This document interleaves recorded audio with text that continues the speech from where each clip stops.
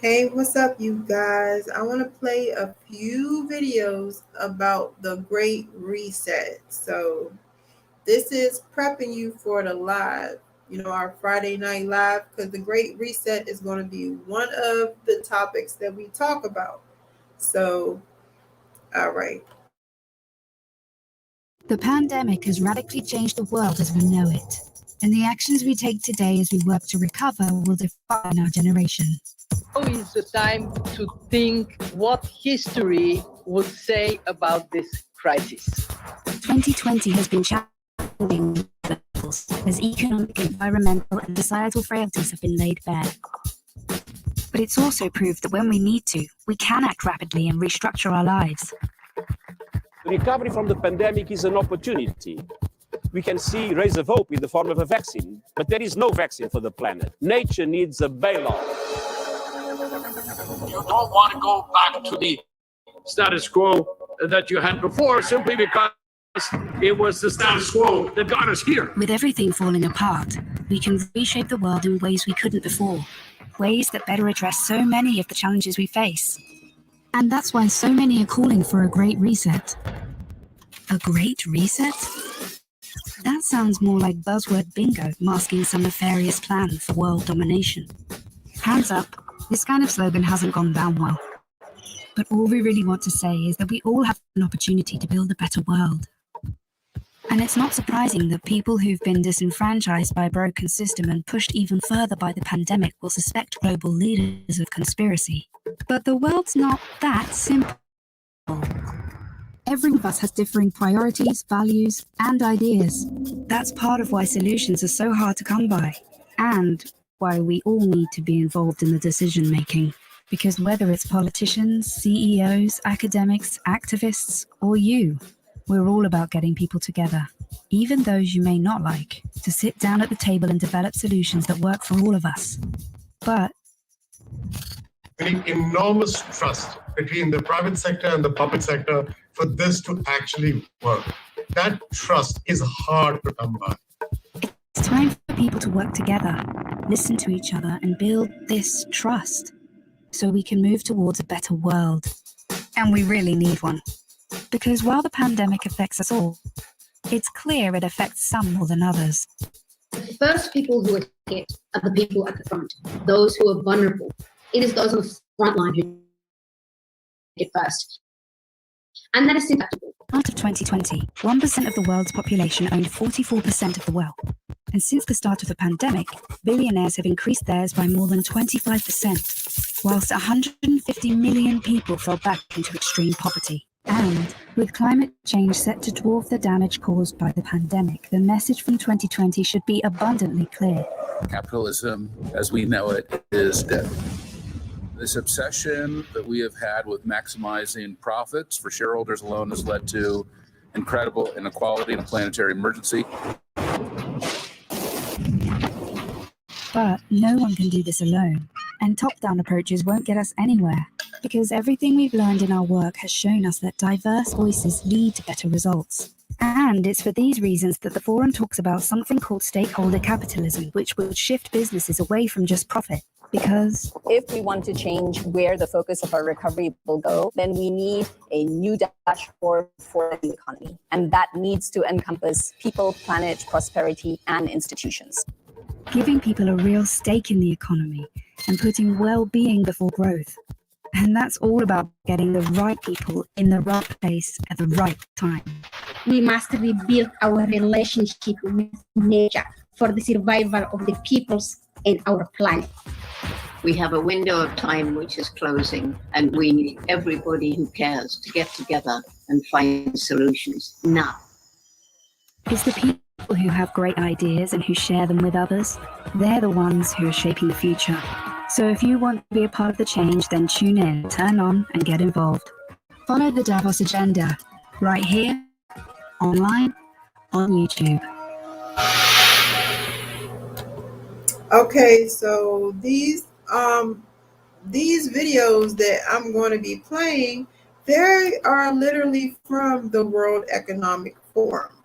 So I'm playing you guys videos from the World Economic Forum, and the World Economic Forum is literally the organization that is in charge of what they want to call the Great Reset. All right, so sit back, buckle up, and enjoy the videos, because this is wild.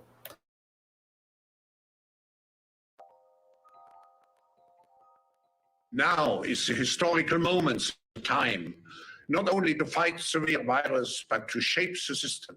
We have a unique but rapidly shrinking window of opportunity to learn lessons and reset ourselves on a more sustainable path. It is an opportunity we have never had before and may never have again. So we must use all the levers we have at our disposal, knowing that each and every one of us has a vital role to play. Now is the time to think what history would say about this crisis. Now is the time for all of us to define our own role. What is it that would make it so that history would look at this crisis as the great opportunity for reset? The Great Reset is a welcome recognition that this human tragedy must be a wake-up call. It is imperative that we reimagine, rebuild, redesign, reinvigorate, and rebalance our world. Rebalancing investment, harnessing science and technology, and advancing the transition to net zero emissions, all elements of the Great Reset, are fundamental to building the future we need. The world's problems fit on three sides of a triangle. It's one versus many, man versus nature, and the unfortunate foundation is long-term versus short-term. We had already income inequality that was fueling income, race, gender inequality. We have a climate emergency, which we can't walk away from. There's no doubt that the very survival of the human race requires us to act. Any recovery stimulus should have green conditions attached to it. Energy prices should reflect real costs. You need private sector capital, private sector ingenuity, private sector technology, and private sector capabilities to come to the party. You need enormous trust between the private sector and the public sector for this to actually work. We have to change our economy dramatically in the next 20 or 30 years, and the next 10 years is absolutely decisive. The recovery has to be greener than any of the previous recoveries. And in order to do that, we need to ensure that the stimulus package, including fiscal and monetary, are much better than they were before. So we cannot waste this opportunity to ensure that the very precious money that's raised from the next generation is spent on green and low carbon.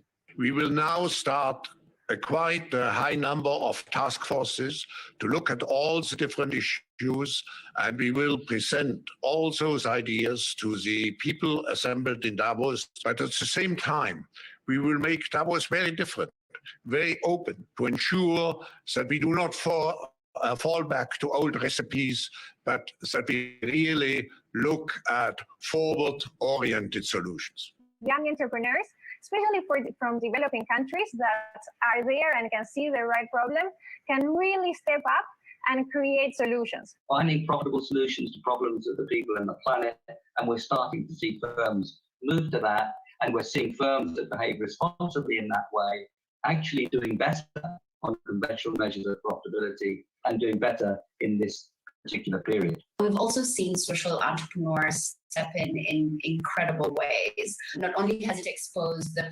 precarious reality, but then it has also exposed the opportunity to recenter the reset around the most vulnerable and those on the edge, where it only takes something like a pandemic or difficult circumstances to slide into poverty. And then we need to couple that with new initiatives to equip more people with the digital skills they'll need, not just to have a tech job, but a job that is increasingly tech-enabled in almost every part of the economy. If we can empower consumers with all of this, I think we unleash this next generation to have a much broader impact more quickly. We can never again allow our health, education, care systems to be underfunded. We need our imagination here. Possible is being redefined each and every day right now. So the next time someone tells us that tackling climate change is either too costly or too difficult, I think we need to remind them and remind ourselves of what just is happening right now. We not only have to demand change, but also create change. We have to live up to the expectations which we have created, and we will do so. Okay, so we all know that there's a whole Agenda 2030 thing going on. And so I want to talk more. Oh, goodness gracious, is that coming up on here? I want to talk more about that. And I want to show you guys this video. I had showed this video when I had my other channel, but they snatched that channel. So it's not up there anymore. But this all goes into the Great Reset, and this is called 8 Predictions for the World in 2030. So that's what this video is about. So I want you guys to watch this video, and I believe you might have to read this one. So if you have to read it, pause it so you can read it, or do whatever it is you have to do. And let's go.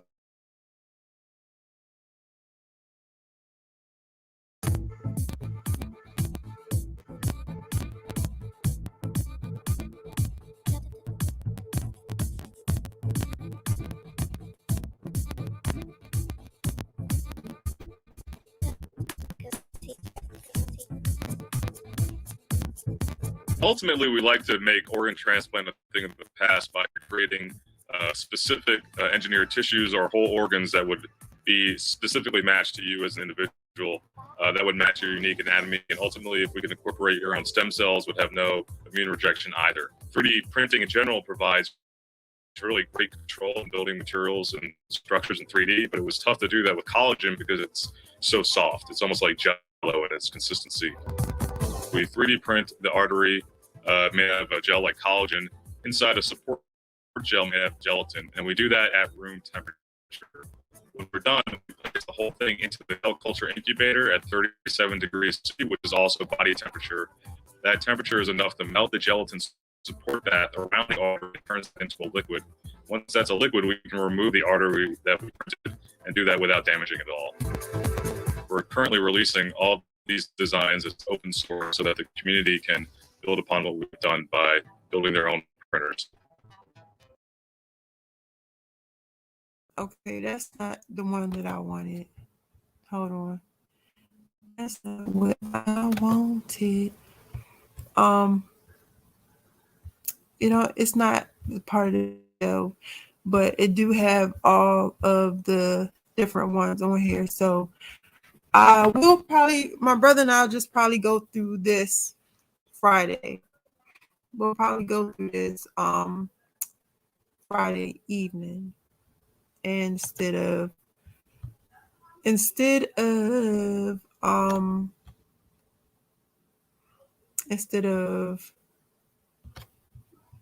sorry guys, instead of just all of that, what I was going to do tonight. So let me see, I have one more video that I want to play for you guys to prepare for tomorrow. I was looking because I wanted to make sure I didn't play it already.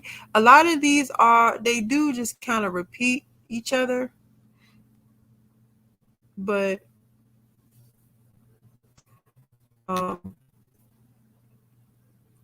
they do have like little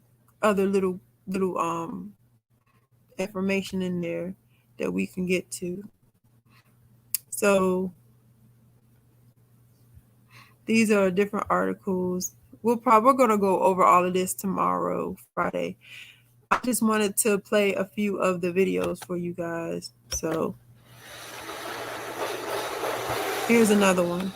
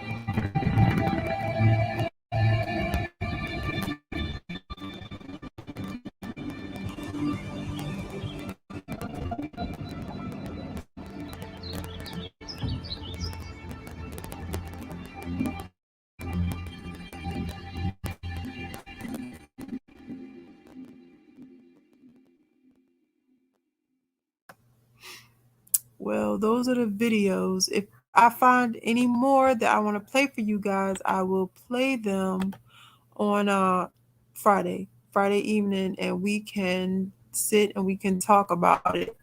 And we can go through, you know what I'm saying? Because it's open panel, and I would like to know y'all thoughts and everything on here. We can have a conversation about it. But I wanted to play those for you to kind of give you a gist of what I'm talking about. And it runs so much deeper than that. But we'll get into it tomorrow. I don't want to get into it on here on this because this is just to show you guys, you know what I'm saying, a few of the things that was going on. So, all right, you guys, go ahead and leave messages in the comment section. And let me know. Well, leave messages, leave comments in the comment section. I'm so sorry. And let me know what you guys think. And I will see you Friday night for our Friday Night Live. And y'all be blessed and be good. Have a blessed day. And thank you so much.